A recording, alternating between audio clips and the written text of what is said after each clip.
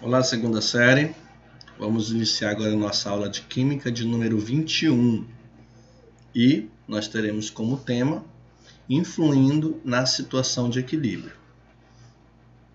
Então vamos ver algumas informações sobre como que podemos fazer uma alteração no equilíbrio e como que ele vai reagir a determinada alteração, tá bom?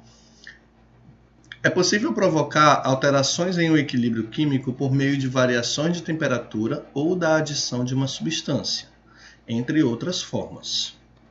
Então aqui nós vamos verificar uma informação relacionada à mudança de temperatura de uma determinada reação química, tá bom?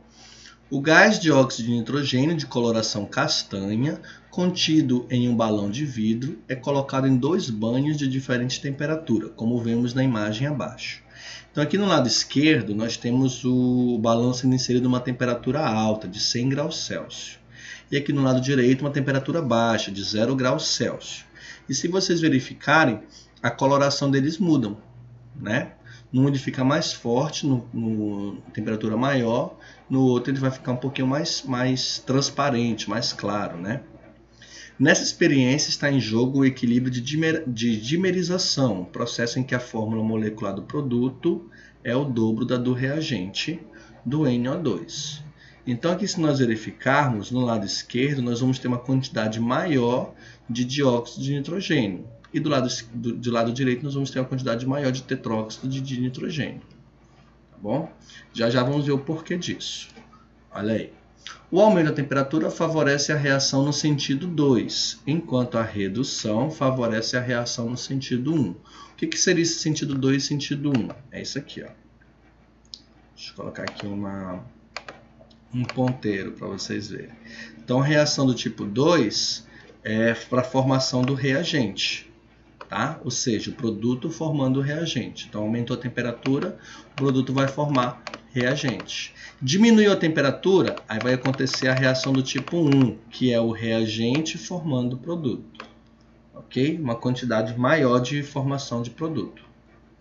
De acordo com a temperatura, o ponto final do equilíbrio fica deslocado mais no sentido da produção do N2O4, ou na produção do NO2, então dependendo da temperatura, né? Se for temperatura menor, vai formar o N2O4, uma temperatura maior vai formar NO2. Aí nós temos algumas informações a seguir, ó. A reação 1, ou seja, a reação direta, o reagente formando o produto, nós podemos ver que ela é uma reação exotérmica. Enquanto que o produto formando o reagente, já que a reação ao contrário, pela lógica, ela vai ser endotérmica.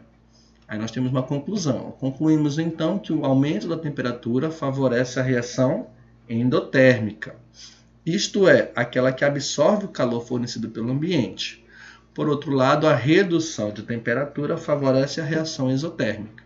Então, quando você aumenta a temperatura, ela vai valorizar a reação endotérmica, que é a reação 2, e quando diminui a temperatura, ela valoriza a reação exotérmica, que é a reação 1. Ok? Agora vamos analisar uma outra informação, que é quando nós adicionamos algo a mais naquele equilíbrio, tá? Vamos analisar a influência da adição de um ácido ou de uma base em um sistema em equilíbrio, de cromato com cromato. Então aqui nós temos os íons de cromato em água, que vão formar íons cromato e íons hidrogênios, tá bom? Então aqui nós temos os dois, íon cromato, nas duas situações, tá? E dicromato. Então aqui o dicromato ele possui a coloração castanha e o cromato possui coloração amarelada. Quando adicionarmos NaOH, o cromato ele vai ficar na mesma coloração. E o dicromato ele vai passar a ser laranja. E quando adicionarmos o ácido, ele volta a ser laranja. Tá bom? Então ele deixa de ser laranja quando adiciona a base. Então na base ele fica amarelado. E quando adiciona o ácido, ele volta a ser laranja. Tá bom? Aí em resumo aqui, ó, o cromato, solução inicial amarelada, acréscimo de base ele também é amarelado, mas quando adiciona ácido ele vai ficar alaranjado, tá bom? Que é cor de laranja. O dicromato ele é alaranjado Agora, se acrescentarmos uma base, ele fica amarelado. E se voltarmos a sua acidez, ele volta a ser alaranjado. Tá bom? Então, o acréscimo de íons hidrogênio e a retirada desses íons de hidrogênio vai haver alteração na coloração. Então, quando acrescenta o íon hidrogênio, a tendência é formar mais dicromato. E quando adiciona íons OH, a tendência é formar cromato. Tá bom? Os íons OH-, eles funcionam como um empobrecedor do meio ácido, já que reagem com o íon H+, neutralizando-os para formar água. Então, quando você adiciona o H-, o sistema ele já possui o H+. Aí acontece a reação, né? H+ com H- acaba formando água. Então, diminui a concentração de hidrogênio daquele meio. Retirando gás hidrogênios, favorecendo o sentido 1, o que implica a formação de mais H+, e mais íon cromato. Vou voltar aqui para vocês entenderem melhor. Deixa eu apagar tudinho isso daqui. Como você está retirando isso daqui, por causa da adição do OH, o que vai acontecer? O sistema, para ele entrar em equilíbrio, se você retirou ele tem que formar mais daquilo que você retirou. Então, para formar mais o que foi retirado, ele vai formar mais íons cromato. Porque para formar o H+, ele tem que formar também o cromato, que também é produto. Estão entendendo? Então, uma forma de se ter o equilíbrio de volta é o que você perdeu, você vai formar em maior quantidade. Então, se perdeu o H+, né, que está aqui, ó, perdeu o H+, então tem que formar mais produto, que é 2Cr2O4 e mais 2H+. Beleza? Espero que vocês estejam entendendo. Isso aqui é um pouquinho complicado mesmo de entender de início. Mas para vocês entenderem mais fácil, né? Então, aquilo que é perdido, o sistema, para se equilibrar novamente, ele vai formar aquilo que foi perdido. Tá bom? Aí, acrescentando H+, favorecemos o sentido 2, o que implica o consumo de parte desse H+ formado, originando íon de cromato. Vou voltar para vocês entenderem essa segunda parte. Então, a primeira ideia foi retirando H+. Agora, vamos imaginar que você está colocando mais H+. Então, está adicionando H+. Então, como já tem produto em excesso, o que vai precisar formar para equilibrar? Vai ter que formar mais reagente. Entendeu? Então, quando você tem mais produto, então para equilibrar, forma mais reagente. Por isso que a coloração vai ficar alaranjada. Ok? A comprovação pode ser feita com base na reação da precipitação equacionada. Então, aqui eles colocam íons bário com íons de cromato, formando cromato de bário, que é um precipitado amarelo. Quando há predomínios de íons cromato, a adição de pequenas amostras da solução de bário ocasiona a precipitação de cromato de bário amarelo.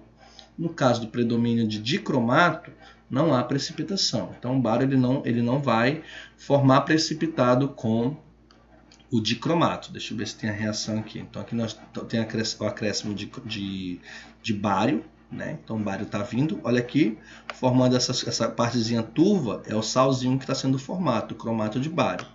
Tá? Deixa eu apagar para vocês verem. Já que na outra não tem essa formação dessa nuvem, desse precipitado. Beleza? Porque é o dicromato. Então, quando está com excesso de dicromato, não tem como reagir com o bário. Ok? Por intermédio da interpretação de experimentos como estes que foram vistos, o químico francês Henri-Louis de Le Chatelier propôs em 1888 a generalização a seguir. Então, ele criou o que nós chamamos de princípio de Le Chatelier. Então, o que diz o princípio de Le Chatelier? Se um sistema em equilíbrio for submetido a uma perturbação, o sistema responderá no sentido de minimizar o efeito da mudança provocada por ela. Tá? Então, se ele for perturbado, reduzindo o produto, ele vai formar mais produto. Se foi perturbado, aumentando o produto, então para equilibrar tem que aumentar o reagente também. Tá bom? É mais ou menos isso. Então vamos ver aqui o exemplo de quando se aumenta a concentração. Então aquilo que eu falei a gente já viu. Se aumentar a concentração, por exemplo, se aumentar a concentração de Z, para equilibrar de volta tem que aumentar, o Z está no produto, então tem que aumentar os reagentes. Beleza? Mesma coisa se aumentar a concentração do W, que é produto. Então tem que aumentar os reagentes. E se for ao contrário, deixa eu apagar para vocês entenderem. Se aumentar a concentração de Y, que é reagente, então tem que aumentar os produtos. Se aumentar só o X, aumenta os produtos. Beleza? Ok? Aumento de pressão. Então, o aumento de pressão ele vai influenciar quem tem mais mols. Então, maior quantidade de mols. Por exemplo, aqui nós temos 3Y. Tá bom? Então, tem mais mols no Y, porque aqui o X só tem 2. Então, quando você reduz a pressão, vai aumentar o qual? Quem tem mais mol. Se você aumentar a pressão, vai aumentar quem tem menos mol. Então, por exemplo, aqui, deixa eu apagar para vocês verem. Vamos dizer que aumentou a pressão. Quem vai aumentar? O X. Por quê? O aumento da pressão é quem tem menor quantidade de mols. Aí eu reduzi a pressão, vai aumentar a quantidade de Y, porque o Y tem maior quantidade de mol. Ok? Aí aqui nós temos o exemplo também, ó. É uma reação de equilíbrio do H2 com N2 e NH3. Né? Então, nós temos mais NH2 ó, do que NH3. Então, quando eu aumentei a pressão, vai aumentar a quantidade do que está em menor quantidade. Então, aqui ó, tem menos NH3 do que N2. Então, por isso que aqui vai formar o quê? Ó? Mais NH3. Ó, tinha 1, agora tem 3. E a quantidade de N2 diminuiu aqui, só tem 1. Ok? Temperatura. Então, já vimos a temperatura, né? Se aumentar a temperatura, vai aumentar a da endotérmica. E se reduzir a temperatura, vai aumentar a da exotérmica. Então, aqui, por exemplo, é uma reação exotérmica. Então, se eu aumentar a temperatura, vai aumentar a quantidade de reagente, porque é o sentido 2, inverso. Né? Se eu diminuir a temperatura, a reação exotérmica aumenta a quantidade de produtos. Ok, gente? Então, por enquanto, vamos ficar por aqui. E bom estudo para vocês.